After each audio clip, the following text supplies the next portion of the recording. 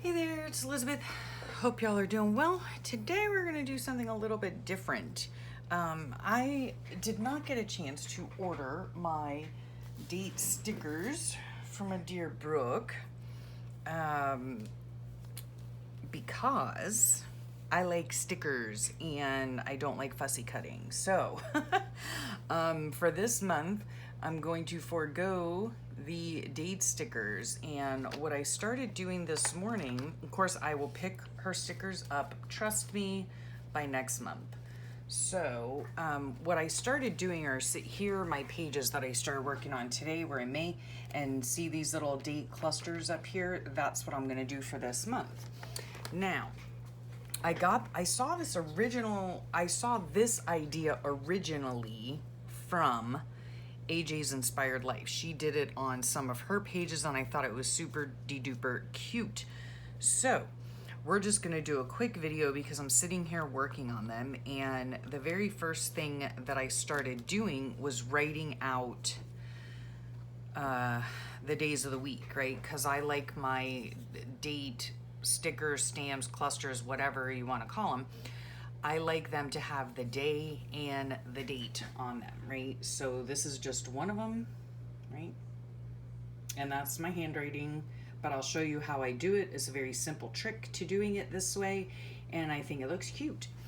And then I have just taken some, I don't even know, nondescript stamps and with some archival ink, and have put the date, stamped the date on it, and circled it, okay? So here are some that I've started doing. Now, the other thing that I'm doing as well is using up bits from my scrap bin, okay? So that's what I'm using to make everything, to make the days of the week, to make the cluster itself, all of that fun stuff, okay? So we're gonna do one for Wednesday the 6th, and I've already started writing some of these out, but let's go ahead and I'll show you how I do the writing, okay?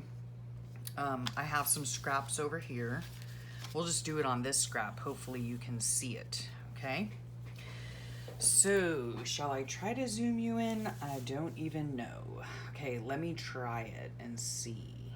Okay, if that's any better. All right, I'll try to work on it like that, and then I'll try to zoom you back out. Okay, so let's see. We're gonna do Thursday on this one. Now, I take my Tim Holtz ruler. I like it because it's see-through. I line it up, or, well, this already has lines, so it's not that big of a deal. I can just go ahead and line it up on one of those lines, like that. Okay, just like that. Let me just see if you can see. Let me move it to where you can see it. Okay. Okay, so now we're gonna write Thursday. Now I use the ruler because that's what ends up, maybe you can see it better on this. That's what ends up making, whoa, hello, those flat lines at the bottom, okay? You can tell my handwriting's not the best. My hands are always shaky. Doesn't matter to me. Okay, so we're gonna start with Thursday. Now I'm using this nondescript again. What is it called? Like a gel pen, okay? My daughter gave it to me. I have no idea where it came from, but I love it. So I don't know. I can't really tell you much more than that. So we're gonna start here. I really hope you can see this. I don't know if you can or if you can't. Let me see. Can I stand up and do it? All right. Maybe you can see it. So we start right here, just anywhere, right on the line. We draw a little line and then we go up to make our T, and then go down to, right, the ruler edge, right? And we're writing Thursday. So we're gonna write an H and then go down to the ruler, go across like that. Now we're gonna make a U, go across the ruler, back up to make the U, go down to the ruler, go up to make a regular cursive R, down to the ruler, across the ruler, up to make the S, down to the ruler, let's spell it correctly, up to make the D, oh, back down to the ruler, back down to the ruler to make the A, and then to make the Y, I just go up, back down, ruler, back up, back down, and like that, okay? So I hope you guys could see that. Now, when you take this away, right, see, like, it has flat edges on there. And then we just add the curly Q on the Y afterward. And there you have it. And we cross our T. Okay, so there we have Thursday. Now I'm gonna let that dry.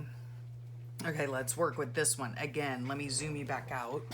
We're working with, let's see, nope, we're going in. Okay, now we're going out. Okay, so now we're working on Wednesday, right? And I just have some scraps over here. That's it, just scraps from a scrap bin. Okay, so maybe some yellow and some pink maybe.